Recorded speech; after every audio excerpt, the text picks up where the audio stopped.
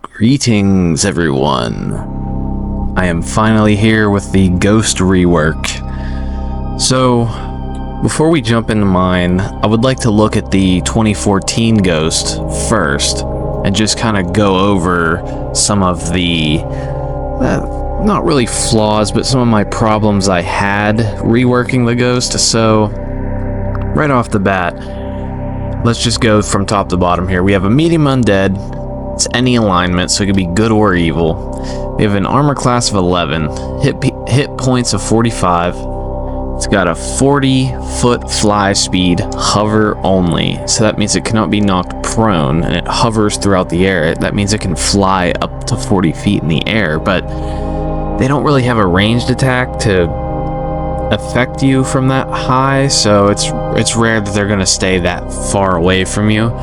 But we do have, let's look at the ability scores. We have a 7 strength, a 13 dex, a 10 con, a 10 intelligence, 12 wisdom, 17 charisma. So these are charisma based creatures. They have a force of will about them. Damage resistances, there's a lot of them. But for me, what bothers me about the ghosts are, according to D&D 5th edition, a ghost can be hit by a non-magical weapon, that just does not sit right with me whatsoever. A city guard should not be able to pull out his mundane longsword, make a swipe at a ghost, and actually damage it. Even if it's only a little bit of damage, it just should not damage the ghost. I'm sorry. It just shouldn't work like that.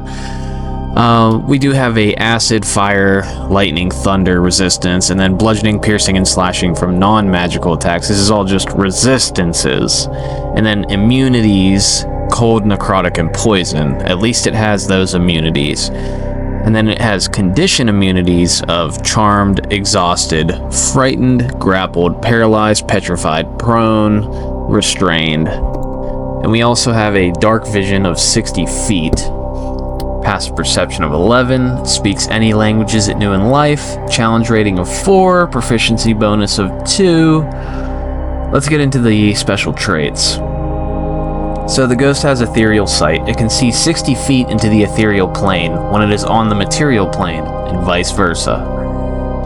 It's a cool ability that's pretty flavorful for a ghost, I would say, but it still feels like it's missing something from the special traits. It's missing something. I'll allude to that when we get to my creature stat block, but it says incorporeal movement. The ghost can move through other creatures and objects as if they were difficult terrain, but it takes 1d10 force damage if it ends its turn inside of an object.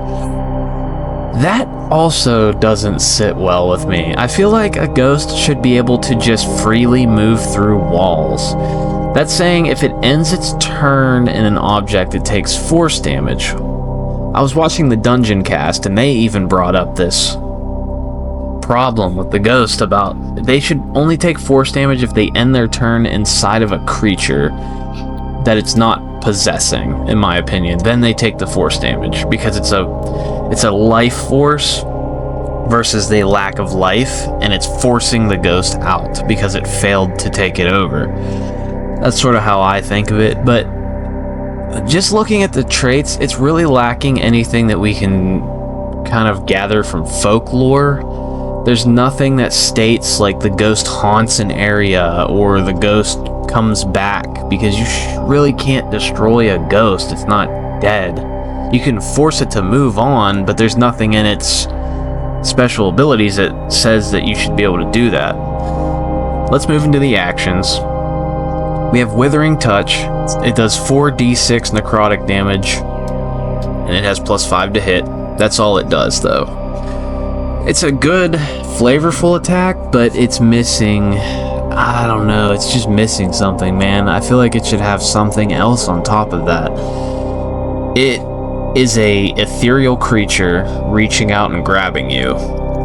But if a town guard has a high armor class with plate armor on, that armor can somehow block the Withering Touch from the ethereal creature. Doesn't that seem a little weird? If you really think about it, it seems a little weird. Let's move to etherealness, the next action on the stat block. The ghost enters the ethereal plane from the material plane, or vice versa. It is visible on the material plane while it's in the border ethereal, and vice versa. Yet it can't affect or be affected by anything on the other plane. I don't like how that ability's worded. I feel like it could be easily simplified and less wordy.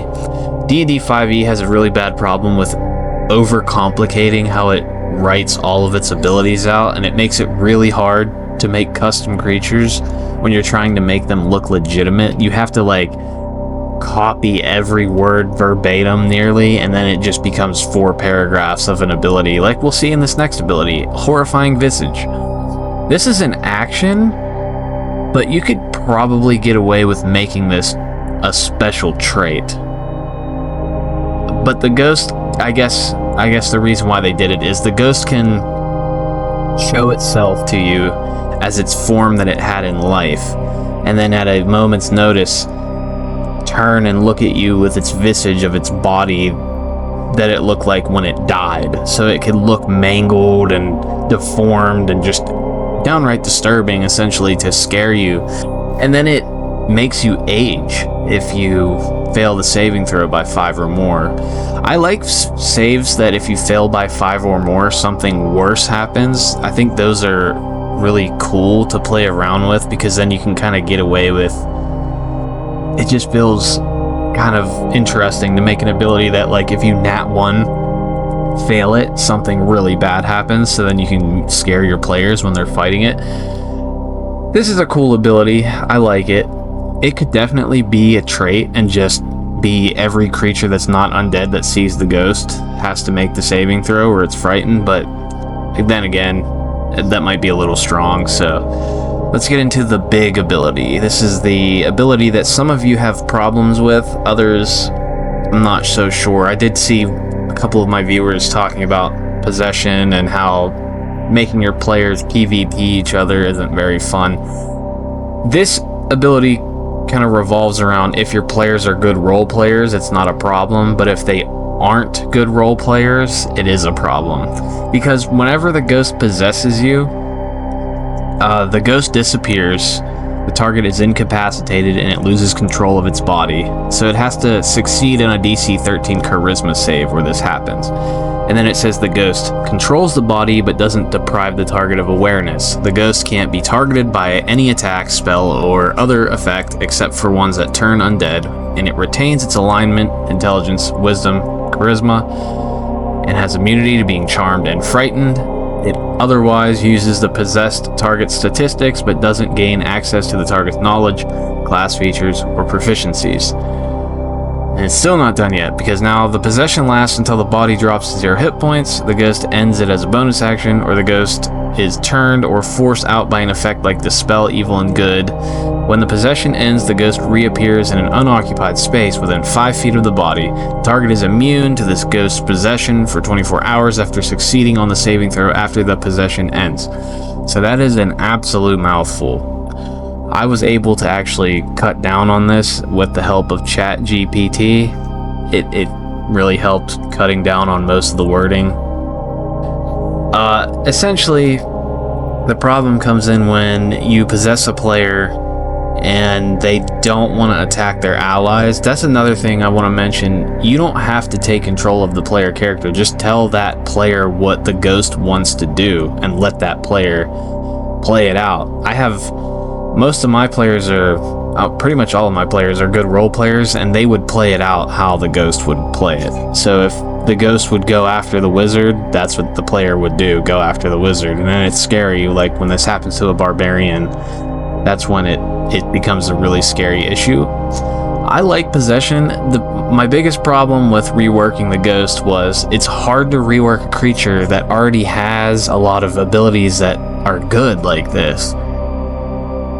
Otherwise, I'm just sort of making little subtle changes that I think it should have, and then keeping the base stuff and maybe adding a couple extra abilities. So that's what took me so long with this rework. I was really going over my head on like what to do, how to change it. Let's look at my ghost rework, and then we'll kind of go over my thought process on that. Okay, here we go. So, did not touch any of the stats. I did, however, touch the resistances, immunities, I didn't touch the condition immunities, but I did touch the damage resistances and damage immunities. So, I tend to run a more hardcore game of Dungeons and Dragons. That's no secret, as most of you can see with a lot of my stat blocks. My creatures tend to be very difficult, but they're difficult but fair, okay? They're not meant to be adversarial towards the player characters. I just like when monsters aren't pushovers, other than, horde enemies like a goblin or orcs and stuff like that, but even they can be difficult if they use proper tactics and have good equipment. Anyways, let's look at the damage immunities, because that's the first change you're going to see. So, cold, necrotic, and poison are the same, but I have now all non-magical damage does not harm the ghost. It does not matter. You should not be able to swing a wooden club at a ghost and hurt it somehow. That just doesn't make sense to me. You can take that out if you disagree with it. I don't think that they should be hurt by non-magical weapons. I think silvered weapons might be able to hurt a ghost, but not that I'm aware of. There might be something in the mythos that says that you can harm a ghost with silver. That's my first topic I would like to bring up about the ghost as we move into the special traits and abilities. So, to get inspiration for what to add to the ghost, I was watching a lot of videos on mythologies, like Japanese ghosts. I was watching AJ Pickett videos on ghosts, and I was watching the Dungeon Casts videos on ghosts, and I was just thinking it would be really cool if the ghost could not be destroyed unless you forced its spirit to move on, because that is what a ghost is essentially. It's a restless spirit. It's not just a creature that gets summoned to fight for combat without a reason behind it. It's either something that's repeating something that happened to it in its lifetime over and over again for an eternity until somebody causes its spirit to move on, or it's an angry, vengeful spirit that's lingering in the area, confused, murderous, or otherwise waiting to prey upon a living victim. Now, if you look at horror movies and stuff, there's a lot of things that ghosts do, like they try to wear a person down until they eventually die from exhaustion and then take the body over, and then the ghost inhabits the body. But let's move into this really quick before I get too far ahead of myself. So, nothing changed with Ethereal Sight. Incorporeal movement did change. I said it only takes force damage now if it ends its turn inside a creature it's not possessing. So yes, a ghost can now use hit and run tactics, which it can still provoke attacks of opportunity. You have to get the ghost to come out of the wall. It could come out, grab you, hurt you, go back into the wall, and then you have no target. You can hold your action, which is most of the time what players are going to do. They're going to all hold their action and wait for the ghost to emerge, and then they're all going to explode on it, basically, as soon as they see it. But I just think the ghost should be able to linger inside of solid objects. It just makes sense to me. Okay, so here's the first unique ability that I gave to it. This is called Restless Return. When the ghost drops 0 hit points, it is forced back to the ethereal plane and remains confused for 1d4 plus 3 days. After this time, it reappears at the location it was haunting on the material plane. If the ghost is appeased or compelled to move on through appropriate means, it is permanently removed from the material plane. And I just gave some examples. So a cleric or a paladin consecrates the area. The ghost's remains are given a proper burial. The remains are doused with holy water, or you can destroy them, I'm pretty sure. The ghost is convinced to pass on by a powerful ritual or a plea. And I also have some more here that I just took a screenshot of to talk about. So here's some examples. You could fulfill unfinished business with the ghost. It may linger due to unresolved issues from their past life, such as delivering a message, avenging a wrongful death, finding a lost loved one. You can return stolen items to the ghost. A ghost might remain because something valuable or personal was stolen from them. Returning or burying this item with respect can help them find peace. You can reunite them with a loved one. Bringing together a ghost's loved ones or delivering a heartfelt message from the living could ease the ghost's lingering attachment to the world. You can give it a proper burial, which I had mentioned. Breaking a curse, so the ghost might be bound to the world by a curse. Breaking and finding this curse, however, is often through a ritual or identifying the source, which can free the spirit.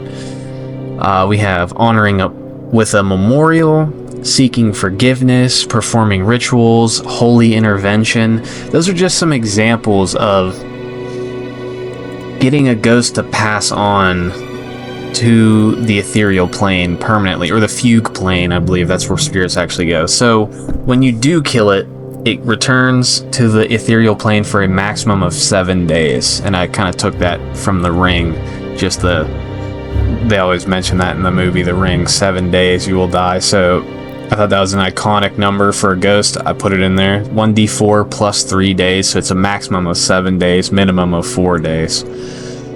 So yeah, that's already adding a ton to the ghost immediately. That gives it so much more depth than just a creature that has a bunch of resistances to damage types and can fly and move through walls.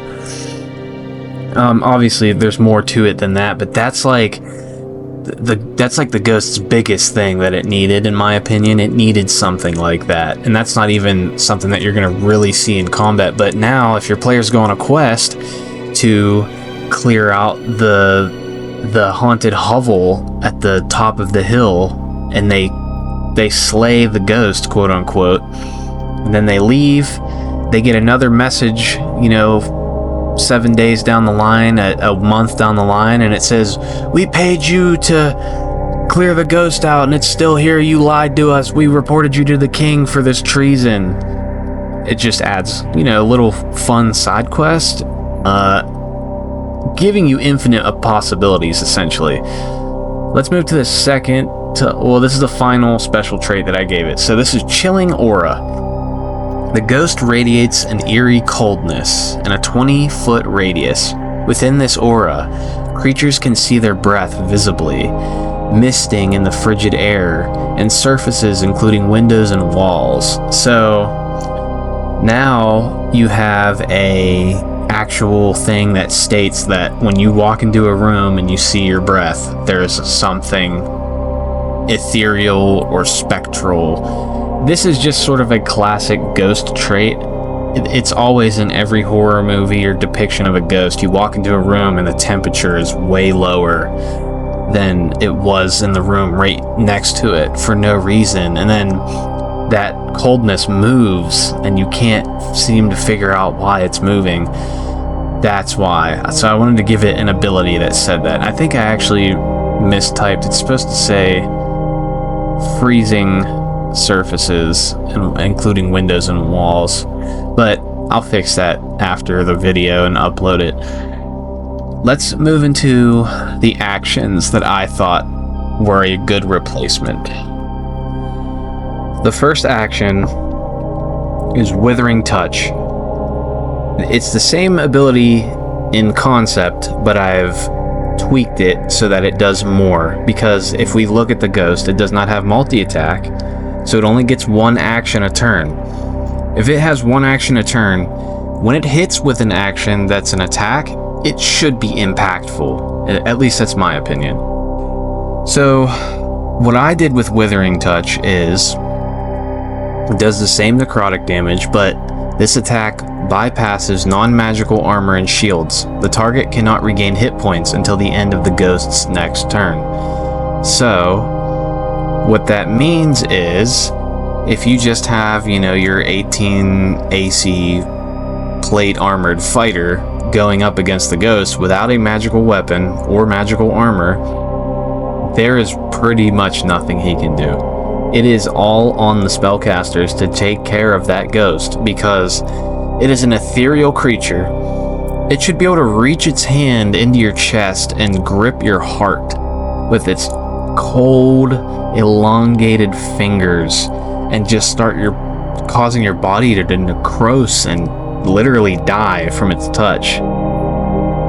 I think that is a much cooler, more impactful version of Withering Touch. I think it kind of should be like that. I'm sure this is going to make some people mad, and they're going to say that that's not fair. And you could change it if you don't like it, but at least I think the target not being able to regain hit points until the end of the ghost's next turn is cool, because I don't know any other creature that does that in the game, and that just means like the cleric and the spellcasters come alive against this monster. Every creature, there's a class that it struggles against it. Well, not every creature, but there's creatures that some classes struggle against, and then there's some creatures that some classes don't struggle against. Ghost is going to be the class that early game martial classes struggle with, and that's fine. It's your choice to throw one of these at your players, and it could be a terrifying, fun encounter where the fighters are trying to stop it and they can't. Just think of it like that. Don't get so held up on the fact that they can't damage it without magic. Doesn't that make sense to you? I mean, do you really want your guards in your city to be able to walk up with a billy club and hit the ghost with it and actually deal damage? Because I don't. I guess my games are just harder on average than other people's games, because some people get really upset about some of the changes that I make, I've noticed, but I kind of stand firm on my DMing style. It's just how I DM.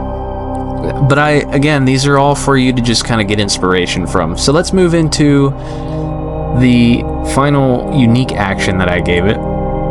This is called Chill of the Grave.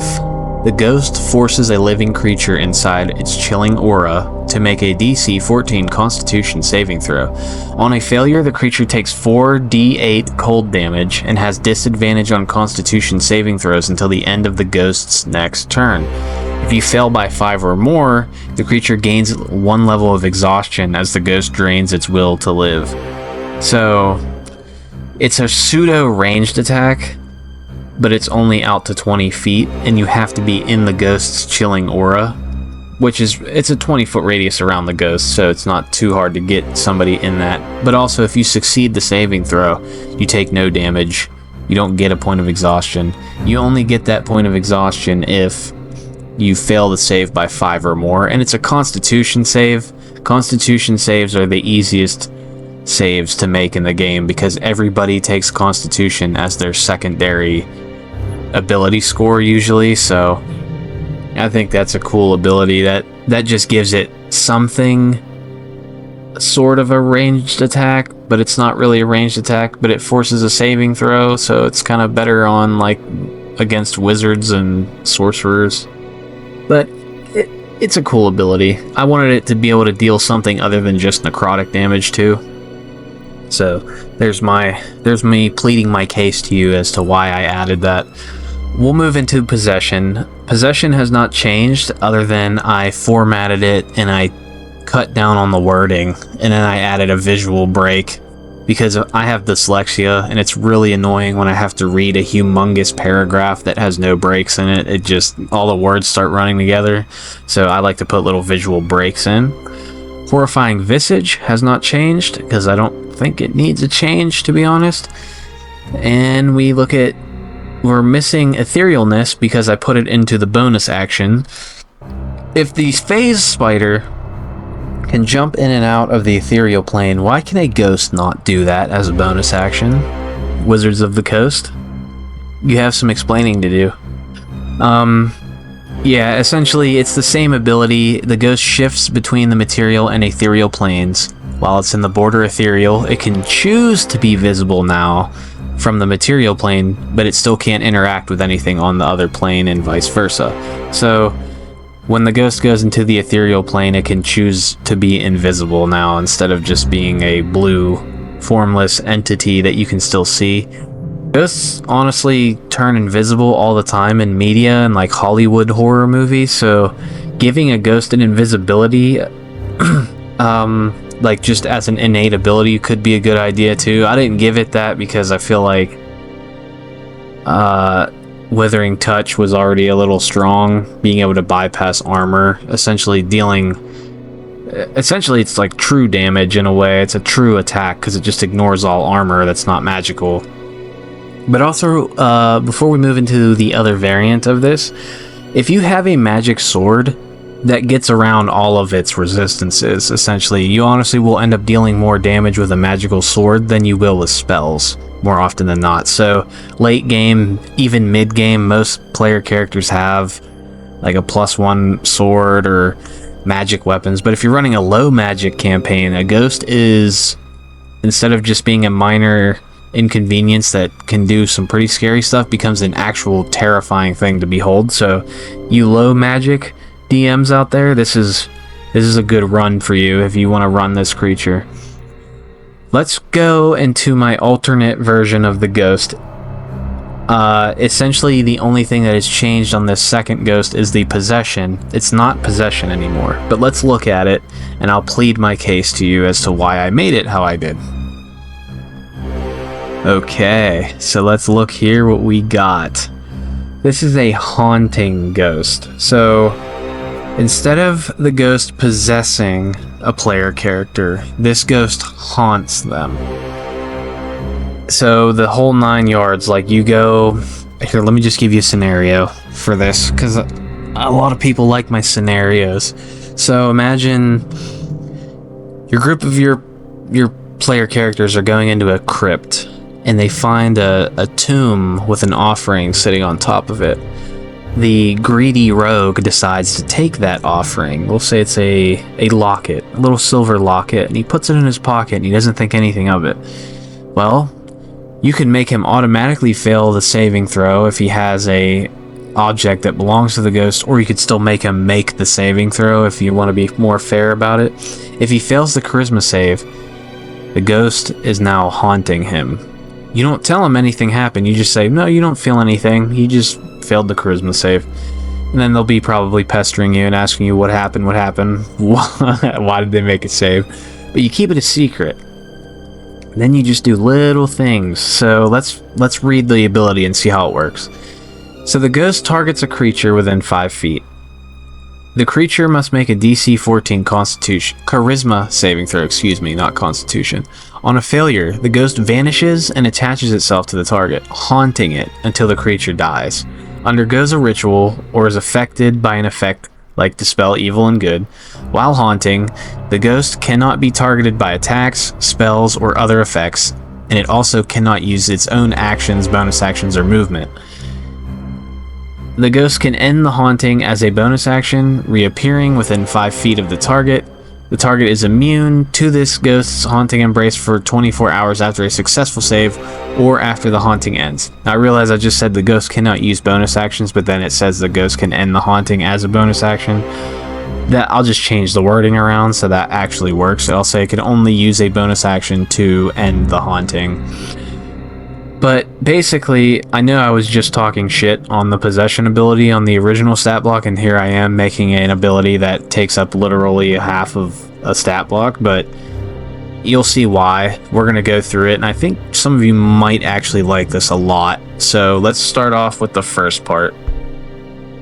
So these next parts of the ability just tell you how it works and what it does. They're straightforward, they're bolded, and they have bullet points, so you can just quickly see what you're looking for whenever you glance at the creature stat block. The only thing you really need to know is how the first chunk works, Haunting Embrace. Suppressed Aura states that while the ghost is haunting the creature, its chilling aura is suppressed, so you guys don't feel this cold aura around that character the whole time that he's being haunted. Only if the ghost uses Frightening Presence or Withering Touch, the aura can then be felt for 1d10 minutes afterwards. So that's sort of the ghost is making its presence known. And we're building up to something creepier here. So the next part of this tells you about the exhaustion and possession mechanics.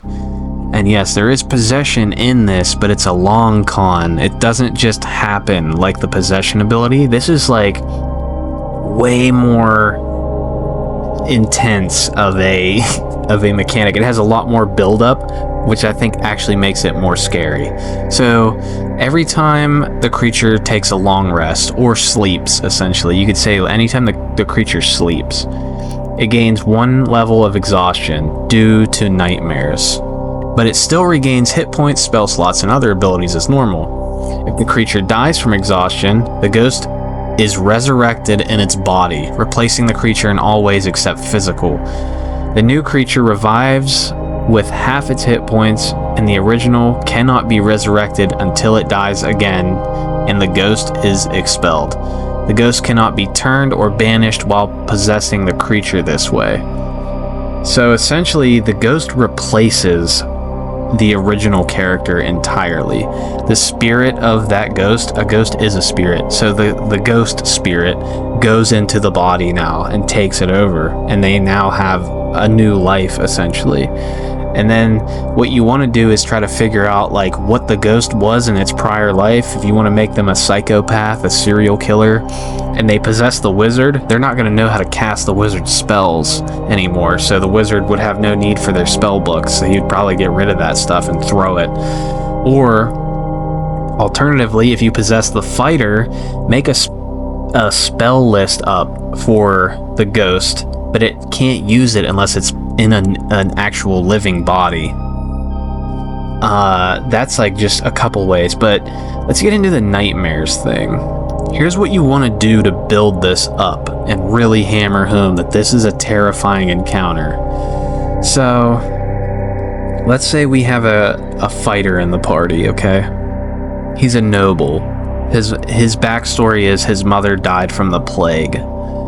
So what you do is when he first rests after being haunted, you describe everybody else going to sleep, or, during whoever's on watch, you say, "Okay, Dalgan, as you're going to sleep, you dream. You dream of your mother. She's beautiful, perfectly healthy like you remembered her as a child. She's making supper for the family. However, the house seems to be quiet, just you and her. She beckons you to take a seat at the dinner table, and as you sit down, she sets a bowl of soup in front of you as she goes and sits at the opposite end of this table. And as you look down at the soup to begin eating, you notice something disturbing floating in the soup on the surface. You notice a human eye, and you look up, and your mother's face is deteriorating rapidly in front of you. And she's asking you, "Why haven't you eaten your soup yet, Dalgan? Why?" And you just get real creepy and disturbing with it, and then you say, "Okay, so as you guys all long rest," and then you describe he wakes up in a cold sweat, covered in sweat. He gains a point of exhaustion, but he still regains all of his other things, so it's not like he can't benefit from a rest. He's just getting exhausted. But this exhaustion is his will to live. And it's every point that he gets, it's that will to live getting weaker and weaker as the ghost is just mentally breaking him down. And you can even, if you wanted to, throw madness in there. Let's say after he's at 3 points of possession, he starts rolling on the madness chart every time he takes a rest. But now, with that in mind, he just had a nightmare about his mother, okay? His mother died from a plague, and she was deteriorating and saying, "Why haven't you eaten your soup, Dalgan?" And, he wakes up horrified. We get into the next part of this, which even makes it even more scary. So, we have manipulation and frightening presence. The ghost shares initiative with the haunted creature. It can manipulate objects and create hallucinations. The ghost can use its reaction once per day to either use frightening presence or withering touch, which requires no attack roll, by the way. If withering touch is used, the creature can retry the saving throw. On a successful save, the ghost becomes visible and targetable by others for 1 minute, but remains unseen by the haunted creature. It appears blurred, like the spell, to the creatures that can see it. If that's worded poorly on my part, I should change that, how that's worded. For each point of exhaustion, the ghost gains an additional reaction use per day. So during combat now, Dalgan is ambushed along with the rest of the party by some grave robbers. And while he's fighting them, something catches his eye in the corner of the room. It's his mother standing there with that same bowl of soup and that wicked smile across her face. And then he has to make a wisdom saving throw or become frightened. Or, alternatively, you could say he's in the middle of fighting these grave robbers and he looks over and his mother is there and she reaches out and grabs him and he takes this damage and he's just getting manipulated by this ghost. And this is really cruel and tormenting, but it's kind of supposed to be. That's what I picture. This is more of a traditional demon if you look at it from like the real life mythos, but in D&D I feel like this works. Let's get to the final ability. This just tells you how frightening presence works. So whenever the ghost uses the hallucination part, the character has to succeed on a DC 14 wisdom save or be frightened of that hallucination for 1 minute. While frightened, it has a -2 penalty to AC, it loses its dexterity bonus if it has any to that armor class, and the creature can repeat the saving throw at the end of each of its turns, ending the effect on a success. So the ghost is just tormenting you now when you are haunted. It's not like possession where it just takes control of you outright. This is the gradual decline of the living creature until it finally dies from exhaustion, essentially. The ghost beats you down mentally and takes your will to live before it then takes over your body. And I think that's it's not better or worse than the possession mechanic. It's just a much more in-depth, horrifying, scary version of the ghost. Now, you can make anything a ghost that has a soul. So you can make a ghost owlbear. You can make ghosts that are different styles of ghosts. If you just look at like Japanese mythos, there's ghosts that have incredibly elongated necks. I can't remember the names of them, but they're Japanese ghosts are terrifying. So you could reskin a ghost into any type of folklore ghost. These are just my two ideas. I essentially made the ghost more formidable so that it cannot be damaged unless you have magic, and then I also kind of changed possession into haunting embrace. But I have another example for you. Let's get into that one. Okay, this is the final version of the ghost that I've created for you guys today. This is just an example one. Trigger warning. This is implicating that there are ghost babies. So if the potential of a undead child bothers you, don't watch this.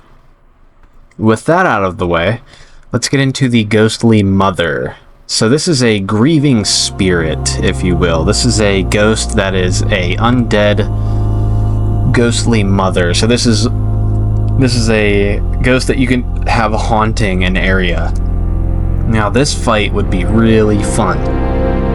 The first thing, I don't know if anybody's ever fought a nilbog before or ran a nilbog, but they're really annoying because you have to make a saving throw before you attack them, and if you fail, you spend your turn groveling and worshiping them. Well, this has a trait called Ethereal Stillborn. While holding the ghost baby, any creature of good alignment that attempts to damage the mother must first succeed on a DC 14 Charisma saving throw or be paralyzed until the end of its next turn. On a success, the target is immune to this for the next 24 hours. So already, that's going to make this ghost very formidable. It's going to be pretty hard to damage it with that. Moving into the actions, I took away the possession. So no possession, no haunting with this, because this creature is more than likely already going to be haunting an area, and I don't think it would possess something if it had a ghost baby with it. so I gave it a Wail of the Lost recharge ability. The ghostly mother lets out a mournful wail, sort of like a banshee. Each living creature within 30 feet that can hear the wail must make a DC 14 wisdom saving throw. On a failure, they take 4d10 psychic damage and are frightened until the end of their next turn. On a success, the creatures take half damage and are not frightened. So yeah, this should be just a very fear-inducing enemy. Constantly stress bombing the whole party, psychic bombing everybody. It's a DC 14 wisdom save, so the only creatures that are going to fail that most of the time are barbarians, fighters, clerics and druids and rangers should be fairly well off against a creature like this, but wizards might even fail that too, but it just gives it something to hit all the creatures. This is like a mini boss fight, if you will. You could have other creatures with this too. If you have multiple ghosts in this one, like the whole family, that's when it's a little scary. I gave it a bonus action too. I'm trying not to make this stat block too overly complicated because it still has all those other things that it can do, but if you just gave this creature multi-attack, it would make it really scary. Anyways, Dreadful Brood's Cling is the special bonus action for this one. So this is a ranged weapon attack. It has a range of 30 feet. On a hit, it does 2d6 psychic damage, and then the target takes 2d6 psychic damage at the start of each of their turns while the baby remains attached to them. At the start of each of its turns, the target must also make a DC 14 wisdom save. On a failure, the creature is frightened until the end of its next turn. The target can use its action to make an intimidation or a persuasion check, DC 14, to calm or scare the baby back to its mother. And then also, if you want to take the smack it till it's dead route, the baby has an AC of 11 and 10 hit points. So if it's reduced to 0 hit points, it returns to the mother at the start of her next turn. The ghost cannot use Dreadful Brood's Cling again while the baby is latched onto a target. So, kind of took this idea a little bit from Brutal Legend. There's a creature that the Drowning Doom have, and it's like a little carriage with these little zombie doll babies in them, and that explodes and the babies jump on people and bite them. So I kind of got the idea from that. But I think I've never seen a creature that lets you make a persuasion or an intimidation check, so that can kind of give the charismatic characters a way to get out of that ability, and I think it would just be generally fun. So I hope you guys enjoyed the video. I apologize it took me so long to get it out. I've been working a lot lately, and also it just took me a while to figure out what I wanted to do with the ghost. So this is what I have as some examples for you. Hopefully it gave you some inspiration to take them and make them your own. I will see you guys in the next one. This has been DM Dungeon Mastery, out.